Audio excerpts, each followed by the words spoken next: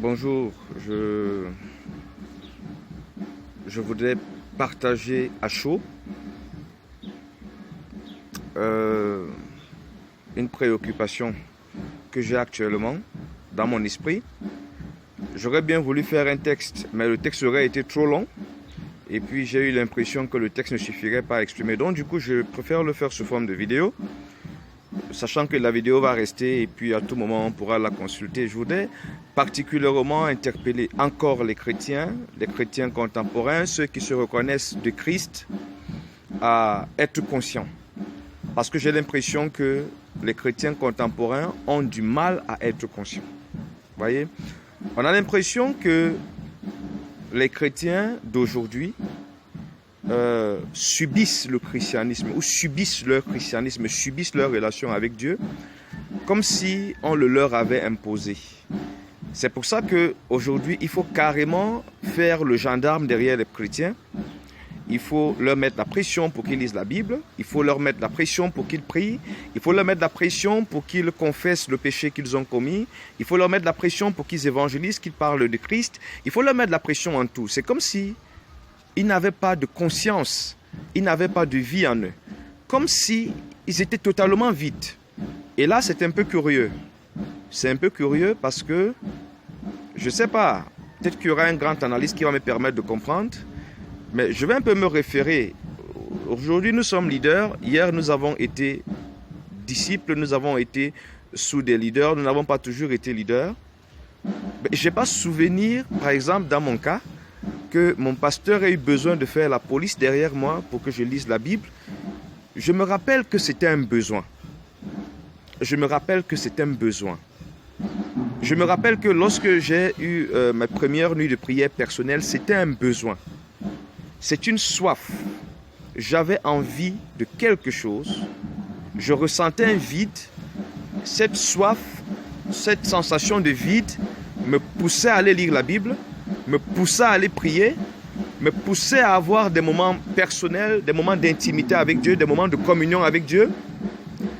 Et du coup, je découvrais. J'avais besoin de mes encadreurs pour être conseillé, pour être canalisé. Mais pour ce qui était de mon bien-être spirituel, ça partait de mon intérieur. Alors aujourd'hui, ça devient très difficile parce que c'est comme si les chrétiens contemporains n'ont rien à l'intérieur d'eux. Ils ne prouvent aucun besoin spirituel, aucune envie concernant Dieu ou les choses de Dieu. C'est pour ça qu'on a besoin de parler, on a besoin d'insister, on a besoin de mettre la pression. Mais je vais revenir sur ce parallèle que je fais toujours. Je ne sais pas si je l'ai déjà fait ici. Chacun de nous à un moment a été amoureux. Chacun de nous a été amoureux. Et chacun de nous se souvient de ce que ce sentiment amoureux produisait chez lui comme changement, comme action. Vous voyez, lorsque vous éprouviez des sentiments pour une jeune demoiselle, pour une fille, ce sentiment vous amenait par exemple à vouloir soigner votre façon d'être parce qu'il faudrait un peu que vous puissiez gagner des points auprès de cette fille.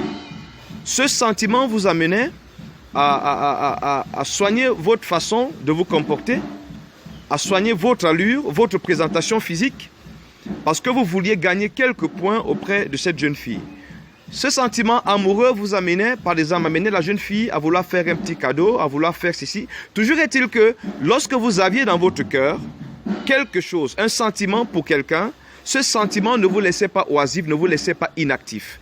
Il vous incitait à faire des choses. Il vous incitait à procéder à des changements. Il vous incitait à améliorer votre façon d'être, votre façon de faire. Et du coup, c'est quand même curieux. On ne vous force pas, chers chrétiens, on ne vous a jamais forcé à devenir chrétien, on ne vous a jamais forcé à rejoindre une communauté chrétienne. Mais comment se fait-il que c'est comme si, en fait, il n'y avait absolument rien. Cet engouement, c'est rare aujourd'hui des chrétiens qui prennent l'initiative de manière personnelle de sortir évangéliser, parler de Jésus, qui prennent l'initiative de manière personnelle parce que cela part, n'est-ce pas, de cet amour qu'ils ont pour Dieu, de cette passion qu'ils ont de Christ. Ils prennent des initiatives. Ça devient très rare. Ça devient vraiment rare. Il faut qu'on insiste. Si l'Église n'a pas arrêté un programme, ils ne vont pas le faire. Si le dirigeant n'a pas donné une instruction, ils ne vont pas suivre. Alors, qu'est-ce que vous avez au fond de vous? Vous a-t-on forcé à devenir chrétien? On suppose qu'en devenant chrétien, vous répondiez à un appel. Alors, la réponse à cet appel-là, vous a-t-il laissé vide? Vous a-t-il laissé oisif?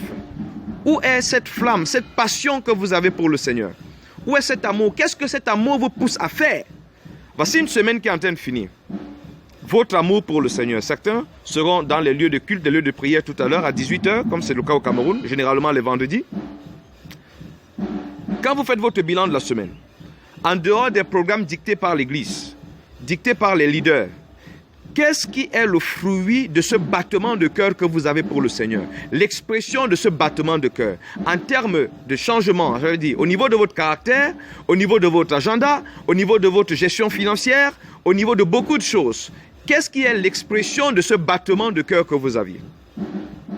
Voilà une semaine qui est en train de finir carrément. Qu'avez-vous fait? La conscience que je voudrais un peu, sur laquelle je vais attirer notre attention ici, devrait nous amener à être, comment je vais appeler ça? À être prompt. À être prompt, à être autonome, à faire les choses par nous-mêmes, parce que nous les faisons par égard pour le Seigneur. À sentir par exemple que pour ma paix avec Christ, il faut que je renonce à cette chose. À sentir que cette chose ici me met dans l'inconfort dans ma relation avec Dieu. À ressentir que cette habitude, ce comportement, cette pratique me met à mal dans ma relation avec Dieu et me conduit justement à procéder à un changement. Ça devrait être cela. Mais est-ce réellement le cas? Est-ce réellement le cas? Cette conscience, où est-elle?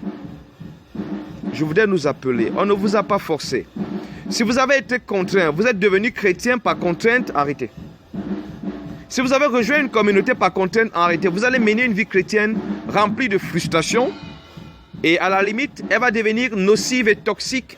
Vous deviendrez, comment je vais dire, une cause de trouble dans votre communauté, un facteur gênant même quelque part dans le corps de Christ. À un moment, il faudrait qu'on s'arrête un peu.